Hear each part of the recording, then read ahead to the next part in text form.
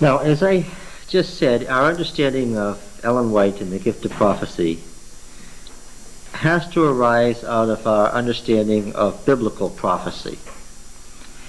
And this is part of the problem in understanding and answering the questions that have been raised about Ellen White, is that those questions have been asked and answered about Ellen White herself and her life and her writings and specific things that happened to her in relation to people like John Harvey Kellogg. But that's not the place where questions about prophets and prophecy should be answered. Where should we go to answer questions about prophets and prophecy? Yes, and where does prophecy begin? No, let's be really technical now and act like we've studied the Old Testament. Where does prophecy begin? Genesis, no. Moses. Well, yeah, there's a basis for saying that, in that the office of prophet was bound up in Moses' office, which was what? What was Moses' office? Yes. Which we came eventually to call what? One word. We summed it up in one word because a later writer, the Deuteronomic historian, gave us that word. What was Moses' office? Moses was a judge. Okay, what did the judge do? Those are some of the things that we saw the covenant mediator doing that we'll see all the way through. What were some of the things? Create the laws. The judge created the law, as any judge does, by case law, by getting a case and determining it through consultation with God or by his own determination. So a judge judged, among other things, held court, judged. He also organized. Yes, organized what? He organized the law, he organized the people. Into sections of thousands, and he appointed other judges. Yes. Sub-judges, yes. In fact, this office of judge that we're talking about was really supreme judge. What else? As such, although it was initially foreign to Israel, the judge played the role as supreme judge that was occupied in the pagan nations by the king. Moses sent the armies out and called them back, determined who should order the battle. He had a military advisor, right? He communicated with the kings of Edom and Moab when they were moving along the way, saying, I'm Israel and I'm coming through your territory, which was the role that a king in the pagan nations would play. As military commander and as political leader, Moses played the role of king. Okay? The judge was also a priest. Did Moses sacrifice? Yes. In his special role of covenant mediator, he was apart from the ordinary priesthood which was attached to the temple. His was a priesthood which had to do with the nation as a whole. Now, Moses' office was passed at death. It didn't die with Moses. This covenant mediator office passed to Joshua in a very formal ceremony. Right? By ordination, judgeship passed to Joshua, who had the same spirit. Okay? Now, judgeship was charismatic in that the Holy Spirit was judged, or the Spirit of Yahweh was part of what the judge got with his office. Okay? The person might be unworthy and still get the gift of the Holy Spirit. Give me an example. Saul. Saul. Samson. Samson. Yeah. And judgeship lasted until when? Samuel. Till Samuel. What happened at Samuel? We're going to study this in great detail when we get to that era, but let me just say this. Samuel was allied to the priesthood at what place? No. Where was the at Shiloh. And the priesthood at Shiloh was in disgrace. And Samuel was adjudged to be part of that disgrace. The priesthood at Shiloh lost from Shiloh something rather important. They had something at Shiloh that they lost. First they had it, then they didn't have it. Because of their own inappropriate actions, they lost something. What was it they lost? They lost the ark. The ark went away from Shiloh, and when did it come back? Never. Where did it end up? Jerusalem. It went through a long, involved journey. It went from Shiloh and ended up in Jerusalem. It never came back to Shiloh. In fact, Shiloh itself, the old city of the Ark Sanctuary, was, yes, totally destroyed about 1050 BC by the Philistines. And the priesthood of Shiloh was held responsible for the loss of the Philistine wars. Samuel himself moved nearby to Ramah because there wasn't any city at Shiloh. And the fact that they didn't rebuild it tells you what? The fact that nobody ever went back to that site and rebuilt it tells you what? Total devastation. Yes, and that had bad associations in their mind. Couldn't rebuild a temple or a city over a temple that had been desecrated. Yeah. In his old age, the leaders of Israel came to Samuel and said, we don't want your sons to be judges. In fact, we don't want judges at all. What do we want? We want kings. Yeah. And Samuel didn't say yes and he didn't say no. And God didn't say yes and he didn't say no. If you read the text carefully, what did he say? Give the people what they want. But what? Go ahead and do this, but what? They rejected. It's not a good idea. It's not a good idea, but what? But I want you to do it. Well, that's interesting, isn't it? Right? Now you remember what happens in 1 Samuel 8, 9, 10, 11, and 12? Those chapters contain the famous Samuel compromise. Samuel said, okay, I won't be your judge anymore. You can have a king. And this king will be your military commander. And he's going to raise an army. A standing army, not a militia. And it's going to be expensive to maintain this standing army. So what's the king going to do? Raise Taxes. And he's going to need to have money for provisions for this army. He's going to need food and so forth. So what's he going to do?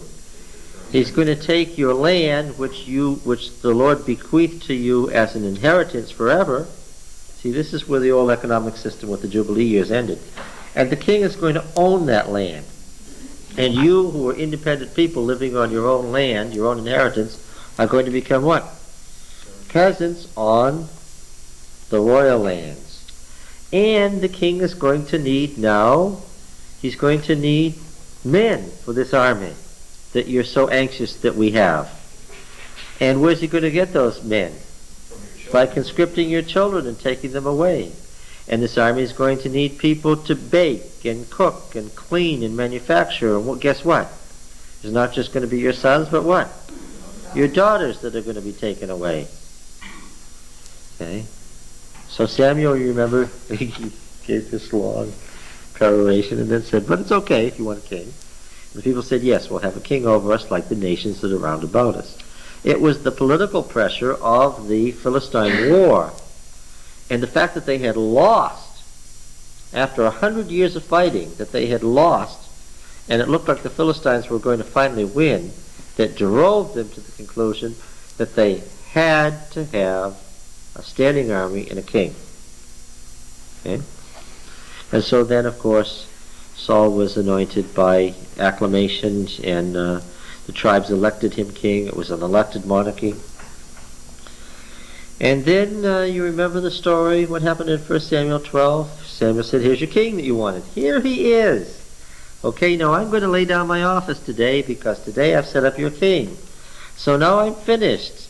Have I taken anything from everybody? And they had a court scene, and they swore that he hadn't taken anything from them. And then you remember he said, so now that my thing is over, I just want you to know that you sinned in doing this. I told you it was wrong to make a king, but you went ahead anyway. You wanted a king, you made a king. I told you it was a sin, and you sinned. So now it's the wheat harvest. Right? Remember the story? He said, the wheat standing? And what? He said, it's wheat. Is it not wheat harvest today? I'll pray to the Lord and ask for thunder and lightning and rain. And so the great storm came and destroyed the crops, and the people were facing famine. And so what did they do? They said to Samuel, pray to the Lord for us. We have sinned. Save us. And what did he say? Far be it from me that I should not pray for you when you ask me to. I'd be glad to go on praying for you. And I'll be glad to go on interceding to you for and asking the Lord what his will is for you, and consulting the Lord and speaking what the Lord wants me to tell you. I will be the intermediary, and your king, whom you set over you, I'll tell him what to do. Okay. Now this so-called compromise resulted then in two. Samuel wasn't alone, you know. He had bands of students, ecstatics here and there, right? This resulted in there being two offices in Israel and in Judah. And what were they? There was this king and there was a prophet. Prophets and kings were born together. There weren't any prophets in the technical sense until there were kings. And then there weren't any kings until there were prophets. Why? Because there was this office of judgeship, and it goes from Moses down to Samuel. And then what? Then it's split. Judgeship was split into kingship and prophecy. So prophets and kings came together. And how long did the classical prophets last? How long did prophecy last? Yeah, when the monarchy went, what else went? Prophecy went. Right?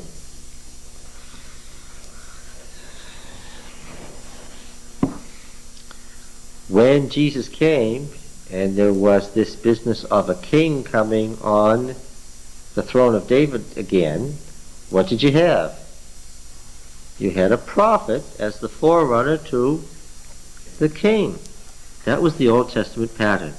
People would have recognized the classical pattern of prophet and king. Okay?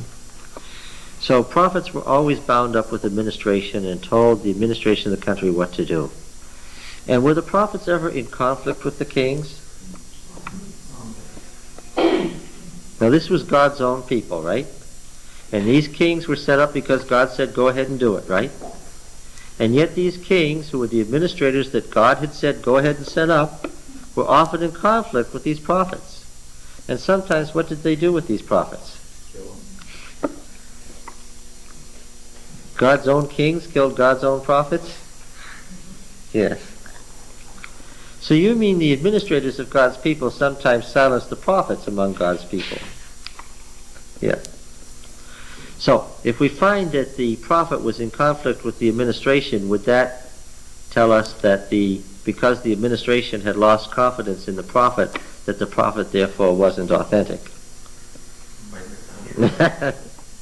We would be looking for that and expecting it as sort of the biblical pattern. Is that why God silenced prophets today? Well, yes. We're going to. I'm laying the background to a pattern, obviously, and yeah. Now, these prophets, they borrowed from each other, didn't they? They developed a school system that was often counter to the public school system, if I can say it that way, of the monarchy. They were frequently in conflict with the state religion. That's fairly obvious. They developed a body of literature that was distinctly prophetic. You dip into the prophetic literature and you know you're in prophetic literature. Oh, it took a little from the wisdom literature, and it took a little from the historians, it took a little from the civil administration, it took a little from the prophecy and prophets of the pagan type. There were prophets at Mari, there were Baal prophets, there were prophets in Egypt, and guess what? As Israel's prophets developed and developed their own unique role as prophets, guess what? They borrowed a little of this manner of working and manner of speaking and words and stuff from the prophets of Egypt and the prophets of Mesopotamia and the prophets of Canaan. You would describe Joseph as a prophet then. Well, in a sense, yes. And later writers would look back and say, yeah, he was a prophet. Once they got used to the familiar term of prophet, they would say Moses and Aaron and Miriam were prophets. But that's retrojection backward once the classical idea of a prophet was firmly enhanced. Nobody in Moses' day would have said he's a prophet because they wouldn't have known quite what you were talking about. All right. Yes. Now what we're doing here is studying whether or not there could be an authentic prophet in the 19th century, as Adventism claims. And you had lots of prophets, right? Prophets and prophecy was an idea. Coming to New England, we have Mother Ann Lee, the founder of the Shakers, who claimed to be a prophet. Who else do we have in 19th century America? Joseph Smith is obvious. Mary Baker Eddy, claiming the gift of prophecy. Yes. To a lesser extent, Judge Rutherford of the Jehovah's Witnesses, claiming divine enlightenment. Yeah. Yes, later on, prophets in Adventism. We'll do 3 or 4 later prophets in Adventism.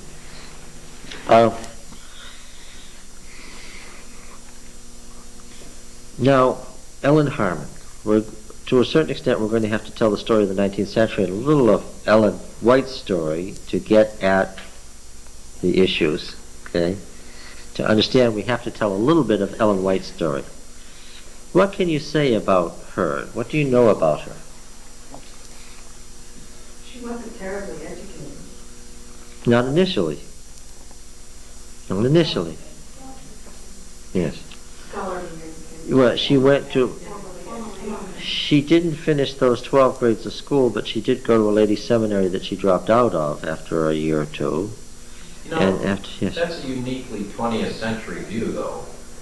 In fact, most of the prominent Americans who played, roles of prominence in American history were not schooled. In fact, most of the presidents of the 19th century never got beyond the 10th grade. Abraham Lincoln had read all the classics and could tell you what the Greek and Roman writers said, but was he uneducated?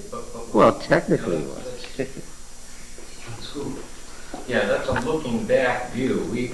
Retrojection. If you haven't gone to school, you're uneducated. And it's probably true today. But wasn't the case more often than not. The reason you think of that is because it became a proof text in Adventism. If Mrs. White wrote these 100,000 pages, it's a miracle because what? She was uneducated. Because she was uneducated. She never said anything like that herself, but it became a proof text, right? It was a miracle. I don't think it was a miracle, but because it became a proof text, that's what you think of, okay? 1827 she was born, so we're talking about growing up in the 1830s when America was very much in an expansionist mood. American religion was in an expansionist mood. Jacksonian democracy was very egalitarian. Father was from where? It was state. Yes. Yeah, yeah, the Harmons are all over Maine to this day. It's a regional family. And mother was from where?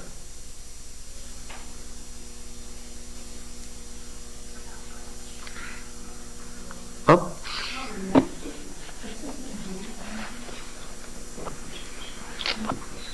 Where do you think mother was from?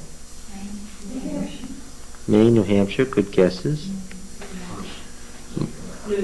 Mother and father were both white, right? You presume. Apparently not true, but presuming. What? Yeah. Why did you say that? Mother was either black or part black. And mother was from Georgia. What was father doing in Georgia? What was his business besides being a landowner and a farmer and part of the middle class farming class of Maine? Yes. Yes. And from the hat making arises one of the most famous legends in Adventism. Ellen White's visions were the result of mercury poisoning. You're all familiar with the characters in Alice in Wonderland. One of the most common, well-known characters is the Mad Hatter. And why was the Mad Hatter a common character? Because in general, hatters in the 19th century were mad. Why? They cured the pelts with mercury, and they handled it. And it did things to their nervous systems. And Ellen Harmon, as a young girl, was the one curing the pelts for her father. She says so. So, one of the common arguments is there was nothing about prophets or prophecy going on here. She was simply a Mad Hatter. Okay, so we'll examine that at some length later on. Father got those beaver skins in Georgia and made yearly trips to Georgia to get the pelts. She, like a lot of 1830 and 40 businessmen, he had a farm and he had a house in town because he had a business in the town in Portland. This was not unusual. Okay? As far as class, what class were they, would you say? Well, the New England landowners were what? Upper middle class, yes. In her book, Life Sketches, she decries the fact, absolutely decries the fact that early into marriage, as young people, they were poor. And what? And this to her was a true abomination as it was to her husband. Why? Were they used to being poor and satisfied with being poor?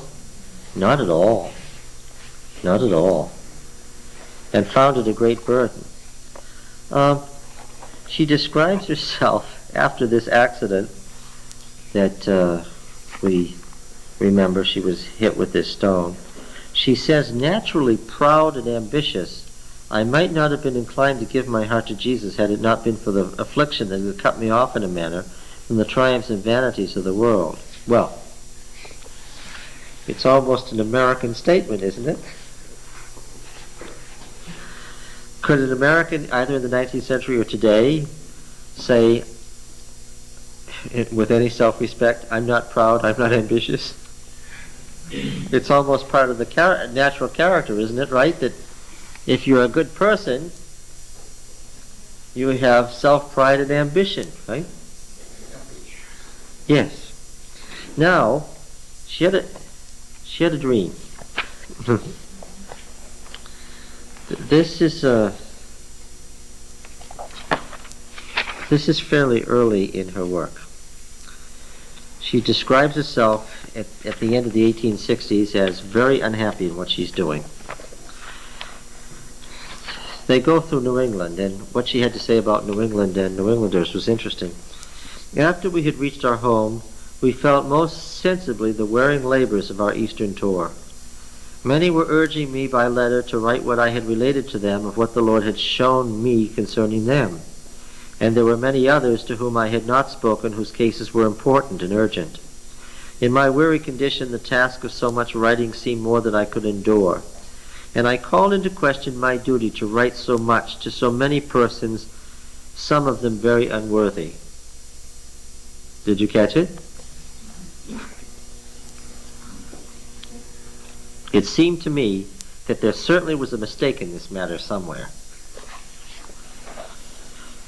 One night, I dreamed that a person brought to me a web of white cloth and bade me cut it into garments for persons of all sizes and all descriptions of character and circumstances in life. Now, this is one of those dreams that is out of the life circumstances. Had she ever made clothes? Oh, sure, she had a sister who was a tailor. This is not unfamiliar territory. And the white cloth is so obviously symbolic that it's transparent. I was told to cut them out and hang them up all ready to be made when called for. I had the impression that many for whom I was required to cut out garments were unworthy. I inquired if that was the last piece of cloth that I would have to cut, and I was told that it was not, that as soon as I had finished this one, there were others for me to take hold of. I felt discouraged at the amount of work before me, and stated that I had been engaged in cutting out garments for others for 20 years, and my labors had not been appreciated. Neither did I see that my work had accomplished much good. Now, in her late 30s, and she's been doing this for 20 years. I spoke to the person who brought the cloth to me of one woman in particular for whom he had told me to cut out a garment. I stated that she would not prize the garment, and that it would be a loss of time and material to present it to her. She was poor, of inferior intellect, and untidy in her habits. Now, this unworthy, that meant because they were a lower station in life? Well, she defined it. What I'm talking about here is Ellen White's description of herself. She says of herself that she was naturally proud and ambitious, and many of the people she worked for, she thought of them as unworthy. And she defines this one particular person who was obviously a waste of time as poor, of inferior intellect, and untidy in her habits. And, and she's telling you what this is all about. She's summarizing herself here. What does this tell you? Why does she look down on this person? She gives 3 reasons. What are the 3 reasons? 1, the person is poor. 2, the person is not uneducated, but of inferior intellect. Which often simply meant they lacked ambition. And her habits were untidy. You can just look at the pictures and figure it out. You don't have to study the pictures too long, right, of Mrs. White. You just take a look. And what do you get? What can you tell just by looking at her? This is a Victorian woman. She was, yes.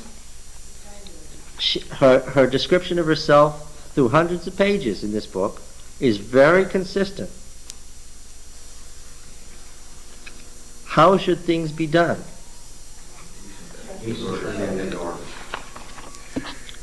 This is a woman who said dirty corners in a house make for dirty corners in a soul. And meant it. Right?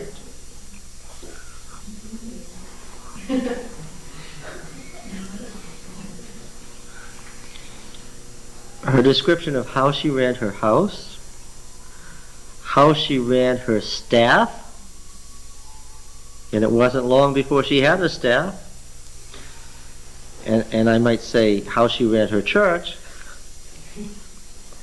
was very clear what ought to be done, when, and how. And we'll read her sermon to the 1901 General Conference to find out how she sounded when things didn't go as they should go. And if you were one of the offenders that happened to be in the audience and it was the appropriate time, what might she do?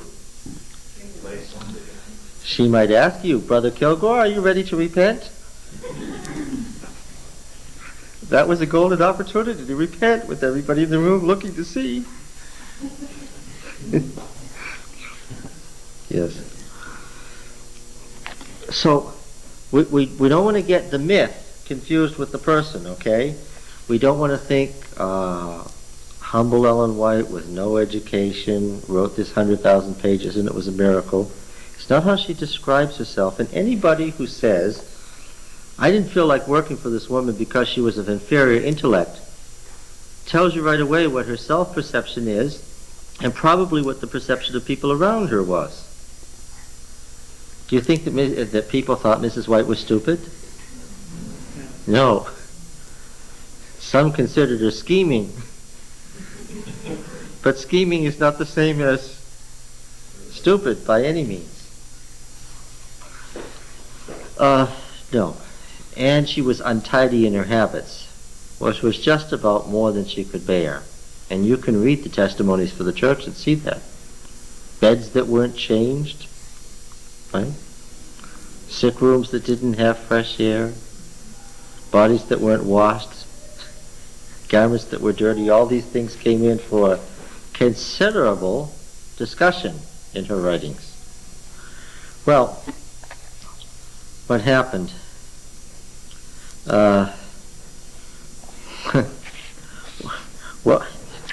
What do you think happened on this thing about her complaint about this woman? The person replied, "Cut out the garments, that's your duty. The loss is not yours but mine. God does not see as man sees. He lays out the work that he would have done, and you do not know what will prosper, this or that. It will be found that many such poor souls will go into the kingdom, while others who are favored with all the blessings of life, having good intellect and pleasant surroundings, giving them all the advantages of improvement, will be left out." This is counsel not to the church. This was counsel in a dream to whom? This was counsel to Ellen White. And she was told that it's not intelligent people with nice homes that are necessarily going to end up in the kingdom of God, and your business is what? To cut the garments for everybody. Okay? It will be seen that these poor souls have lived up to the feeble light which they had, and have improved by the limited means within their reach, and lived much more acceptably than others who have enjoyed full light and ample means for improvement. I then held up my hands, callous as they were with long use on the shears, and stated that I could but shrink at the thought of pursuing this kind of labor. The person repeated, "Cut out the garments, your release is not yet come." With feelings of great weariness I arose to engage in the work. Before me lay new polished shears which I commenced using. At once my feelings of weariness and discouragement left me, and the shears seemed to cut with hardly any effort on my part. I cut out garment after garment with comparative ease. With the encouragement which this dream gave me, I at once decided to accompany my husband and brother Andrews to, and then she lists a whole long list of places that they decided to go and leave immediately, and they just gotten home. That's the dream of great. Now, the part that we're going to study first is that which has to do with the theology of Ellen White, because here is where we're most interested. Now, it happened that after 1855, James and Ellen White moved to Michigan. And they had a friend, John Preston Kellogg, who made brooms and had a broom factory in Battle Creek, Michigan. He asked them to come join him. The church there was more favorably situated, and things got better almost immediately. They moved from Rochester, New York. And in 1858, she had one of the two visions that she described as a major vision. You'll be interested to know that of the visions where we know content, there are only about 20 that we know of any significance. All the others are references that we hear about that we don't know anything about. In the spring of 1858, we visited Ohio and attended conferences at Green Springs, Gilboa, and Lovett's Grove. Lovett's Grove, which is a part of Bowling Green, Ohio. The Lord's blessing rested on us in a special power. On Sunday afternoon, there was a funeral service at the schoolhouse where our meetings were being held. My husband was invited to speak. He was blessed with freedom, and the words spoken seemed to affect the hearers. When he had closed his remarks, I felt urged by the Spirit of the Lord to bear my testimony. As I was led to speak on the coming of Christ and the resurrection and the cheering hope of the Christian, my soul triumphed in God. I drank in rich draughts of salvation. Heaven, sweet heaven, was the magnet to draw my soul upward, and I was wrapped in a vision of God's glory. Many important matters were revealed to me for the church. In the vision in Lovett's Grove, most of the matter which I had seen 10 years before, which we don't know when that was, which concerning the great controversy of the ages between Christ and Satan, was repeated, and I was instructed to write it out. I was shown that while I should have to contend with the powers of darkness, for Satan would make strong efforts to hinder me, Yet I must put my trust in God, and angels would not leave me in the conflict. Now, this was March 14, 1858. Okay. March 14, 1858. The Great Controversy vision with the command to write it out. And then, of course, we have the beginning of Spiritual Gifts, Christian Experience and Views of E.G.White, which became the Spirit of Prophecy series, Spirit of Prophecy volumes 1 to 4. And then, under the pressure of the National Sunday Law in 1886 to 88, Spirit of Prophecy volume 4 was expanded into a book that came to be called The Great Controversy Between Christ and Satan. And then followed a revision of the whole Spirit of Prophecy volumes 1 to 4 set into what we call the Conflict of the Ages series. Now, this series of books as we have it now all originates from this Spiritual Gifts volume 1 and 2, which were written out from this 1858 vision. Now, it got bigger and bigger. First it was 90 pages long, and now it's this 5-volume series. Okay? How did it get bigger and bigger? Was more material being revealed in vision about the Great Controversy? No. From time to time, she said, she would be shown some aspect of the vision that she had earlier. But the expansion had to do with quite a different process that we'll describe in some detail. March 14th, 1858. Can you get that down? Then we'll look at the 1866 health reform vision, the 1874 vision, a few visions that really set the tone of Adventism. This was an important one. 2 days afterward, while journeying on the railroad to Jackson, Michigan, we arranged our plans for writing and publishing immediately on our return home a book entitled The Great Controversy Between Christ and His Angels and Satan and His Angels, commonly known as Spiritual Gifts Volume 1. I was then as well as usual. On the arrival of the train at Jackson, we went to Brother Palmer's. We had been in the house for a short time, when as I was conversing with Sister Palmer, my tongue refused to utter what I wished it to say, and seemed large and numb. A strange cold sensation struck my heart, passed over my head and down my right side. For a time I was insensible, but aroused by the voice of prayer. I tried to use my left limbs, but they were perfectly useless. For a short time I did not expect to live. This was my third paralysis, and although within 50 miles of home, I did not expect to see my children again. I called to mind the triumphant season I had enjoyed at Lovett's Grove, and thought it was my last testimony, and was reconciled to die. Still the earnest prayers of my friends were ascending to heaven for me, and soon a prickling sensation was felt in my limbs, and I praised the Lord that I could use them a little.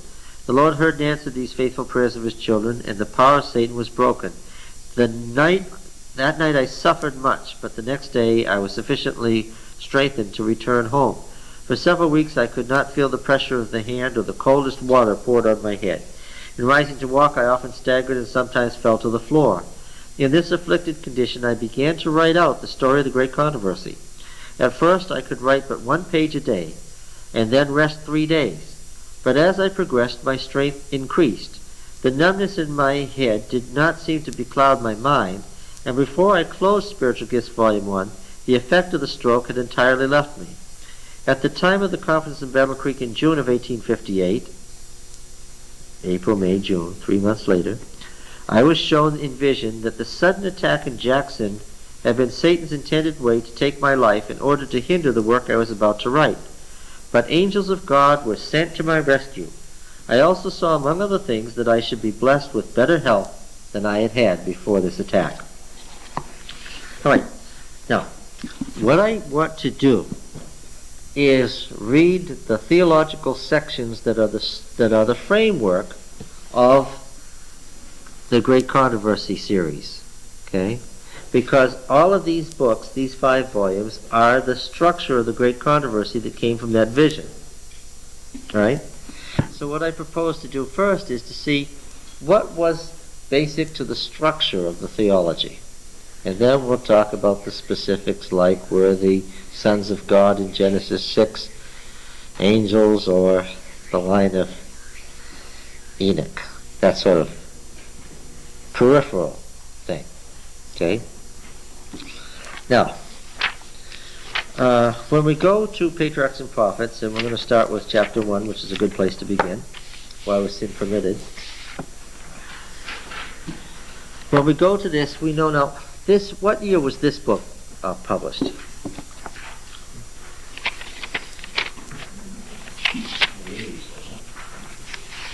No.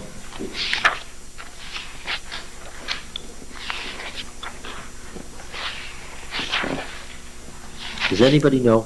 You said they started their publishers right after. Oh, Spiritual Gifts Volume 1, which is that little short description of the great controversy and the issues involved. It grows into this huge series. This is 1890, you're pretty happy, right? 1890, it says? Okay. So where was Ellen White then?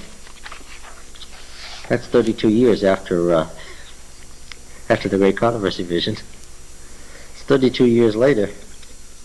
Where was she? Not yet. No, not in 1890. Here's what happened. During the next 30 years, she keeps mentioning that she's got to write out the Great Controversy. That she's got to write it out in detail. She comments on it in her diary. She comments on it in letters. She mentions it in sermons. She mentions it in printed material. She mentions it in articles in the papers. That she's got to write out the Great Controversy vision in detail. Well, why didn't she get around to it? Why did it take 30 years? She was busy. Yeah, because she was researching it. That's one answer. That's the correct answer. One, she was researching it, and two, she was really, really busy. She's done a lot of preaching. Well, what happened right after 1858? They were plunged into the Civil War with a whole series of problems that we can't begin to go into right here. And then after the Civil War, then what? Well, of course, that forced the whole issue of organization, yes. And then, of course, James White fell ill near to death. That brought them to the Western Health Reform Institute opening. Dr. James Caleb Jackson, Our Home on the Hill. That brought them to the Health Reform Vision, and then involved them in a whole other series besides the publishing house and so forth. The 1874 publishing vision, and how did, after such a short time, they come to have the largest press in America. It's all an interesting story. In any case, you will remember that in 1886, some years after the death of her husband in 1881, Mrs. White went to Europe. While she was in Europe, she was thinking about the Great Controversy, and she was traveling around looking at Reformation sites, and once again the issue would come up, got to write out the Great Controversy in some detail, got to write out the Great Controversy. She had a staff. Elder Andrews was dead. He'd bequeathed his house to the church, and they were living in his house, and he had a very large library, and they were in Basel, where there's a great university. And so what did they do? They decided to write out a section that had to do with the history of the church into a big book. They especially wanted to get this book into print so it could be sold in America, because there was a national Sunday law being debated in the Congress of the United States. A national Sunday law. Okay. So they used Elder Andrews, by their own statement, Elder Andrews Library and the universities in Basel to expand this short thing into a giant work, a book. But they made a fateful decision. They used all these quotations, but what? Didn't put any references in. Yeah. It wasn't changed until 1911. Now, in 1888, Mrs. White came back from Europe. It looked like this Sunday law was going to pass the Congress. It looked like there was going to be a national Sunday law. It was a general conference year, and it was the crisis of the National Sunday Law and the debate over how to handle the National Sunday Law that led to the famous General Conference dilemma in the 1888 General Conference. And then Mrs. White was about preaching with Waggoner and Jones, and 1890, 2 years later, is Patriarchs and Prophets. Right? And Desire of Ages is when? 1898. Yes, and of course you have all those books in the 1890s, Steps to Christ, and Christ's Object Lessons, and Thoughts from the Mount of Blessing, and Confrontation, or the Story of Christ in the Wilderness. All those books about Christ in the 1890s, at the time of the Holiness Movement in America. Okay, so this really is the first of those post-1888 books where Ellen White said, now I've got to write out the Great Controversy vision in detail. I've got to get this straightened out, because she actually said that part of the problem of the church in Minneapolis was because, what? She hadn't, yes. Right. Patriarchs and Prophets, chapter 1.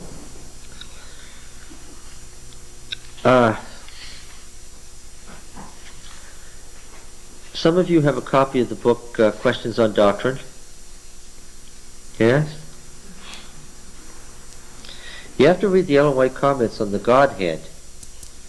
The Godhead as a whole, the nature of God, the nature of God the Father, the nature of God the Son, the nature of God the Holy Spirit, that were written at the same time. Mrs. White was writing about this subject at length and in great detail in Signs of the Times, the Evidence Review, and so forth. The reason you need to read those quotes is because they were written at the same time as this first chapter, and without them as a background, this first chapter is almost incomprehensible. Mrs. White doesn't stop to explain some of the things she says in this chapter, so that you don't get a complete picture of Mrs. White. It's, I listened to a lecture by Eli Siegel, the literary critic of The Nation magazine, one of the most famous literary critics of his generation, of the 40s, 50s, and 60s.